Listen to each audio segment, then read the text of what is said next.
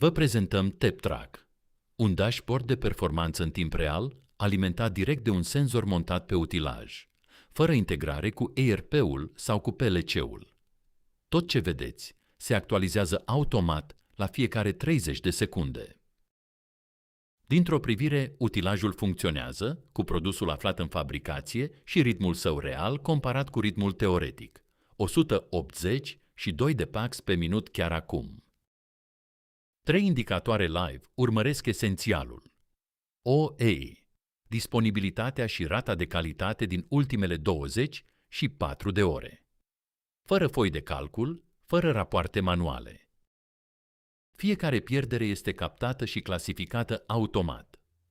Graficul Pareto arată principalele cauze de pierdere din ultimele 20 și 4 de ore, chiar lângă numărătoarea live de produse. Cronologia utilajului spune povestea schimbului.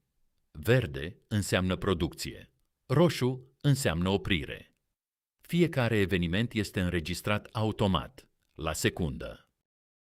Echipa de mentenanță își are și ea indicatorii MTBF, MTTR și tendința OEE pe 7 zile, mereu actualizați, mereu vizibili. Când apare o oprire, operatorul o clasifică în 2 clicuri. Selectează oprirea, alege cauza, adaugă un comentariu. Așa timpul mort necunoscut devine cunoaștere acționabilă.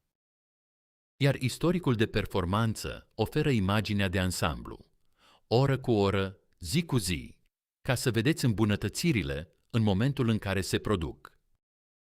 TepTrack.